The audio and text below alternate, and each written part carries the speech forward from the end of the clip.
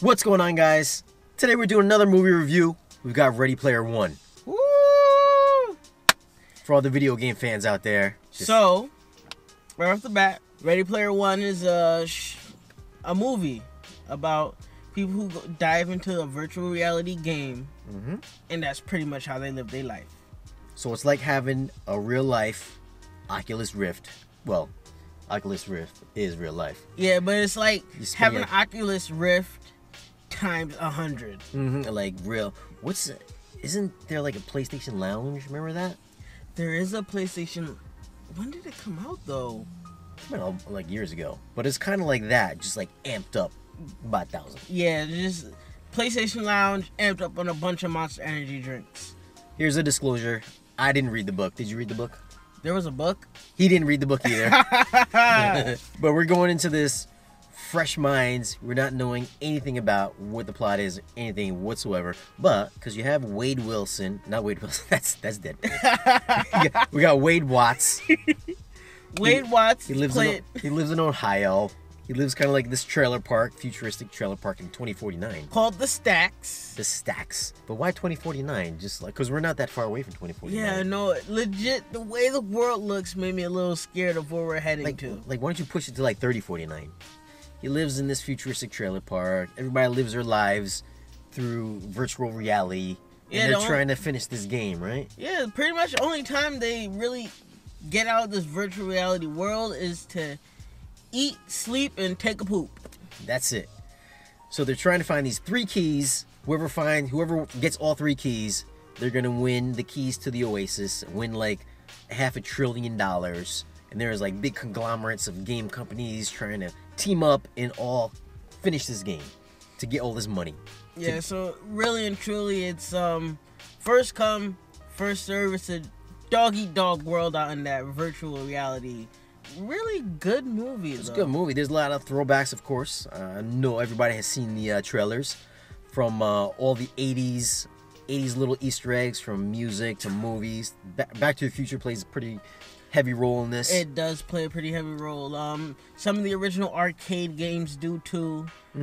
If you ever played any of the original arcade games, I don't know how people used to grow up back then. But I mean, there's stuff from like every Spielberg movie. There's Gremlins in there. There's a little thing of Gremlins. There's like minor spoilers here. Chucky's in there. I mean, you get Harley Quinn, obviously Back to the Future, Iron Giant, 80s music, Point Blank, etc., etc. There is a bunch of stuff in there. If you want to call it Easter eggs because you're a video gamer, it is a bunch of Easter eggs. It is an Easter egg movie of all Easter egg movies, probably the only one of its kind. Mechagodzilla? Mechagodzilla. Spoiler right there. Done. Stop spoiling it. Let's get on to the acting. We got Ty Sheridan. We got Cyclops in there. We got Olivia Cook. I'm not sure what movie she's been in. But I know Cyclops is in it. Acting is very good, I think. Although I'm going to say 80% of the movie is CGI.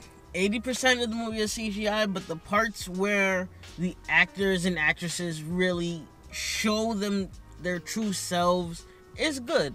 It's good. I can't hate on the movie. It's typical Spielberg stuff. I mean, you got the young kids. They're all kind of clamoring together to defeat the bigger entities of the video game world to win the game. Truthfully, not gonna lie, guys, it is a very Steven Spielberg's movie.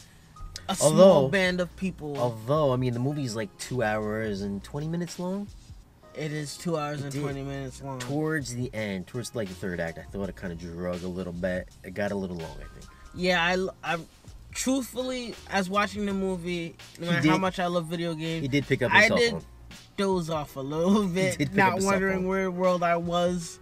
This is going back to the 80s, back to the Future's days, back to his Goonies days, back to like coming of age stories. Yeah. And you're gonna have a lot of fun in this, I think. I had a lot of fun.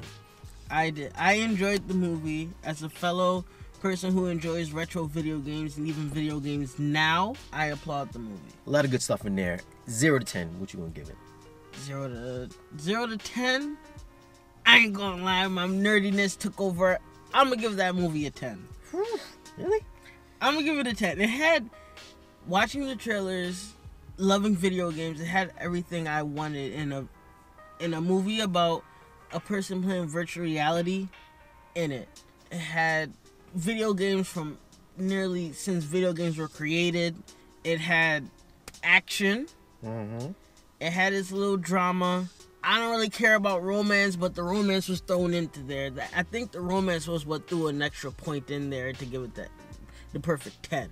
I'm not gonna give it a 10. I'm gonna go maybe like 8. I loved all the 80s stuff in there, all the pop cultural references from comic book character. I mean, Batman was in there. Batman was. So the video game stuff in there. I mean, the little box from the Gremlins was in there. I'm pretty sure you didn't catch that. I caught it though. That was in there, but it was a little bit longer than I would have liked. I got a little bored a little bit towards the end, but then it picked up when the action picked up. Action was fantastic. The action was fantastic both in the virtual world and in the real world. And I think if you're going to watch the movie, maybe go see it in 3D because just the visuals alone would look great in 3D. Also, since the movie's pretty heavily on CGI, it kind of fits the whole narrative of it where, because it is a video game movie, so CGI obviously is going to work. Usually if this was just kind of like maybe like a comic book hero movie or something like that, the CGI would kind of throw it off. Yeah, well, that CGI would have been like, nah. It would have been questionable. But it works here because you're meant to think that you're in the video game world. So the CGI does work, even though it's not like realistic looking, but it's just like a video game look to it. Yeah, it's like a lot of CGI, but you gotta remember they are in a virtual reality world. So it works in that respect.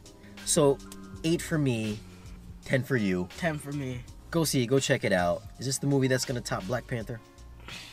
Probably not. But thanks guys for checking out the video. If you liked it, give us a thumbs up. If you're not a subscriber, hit that subscribe button. See you guys again in the next movie review.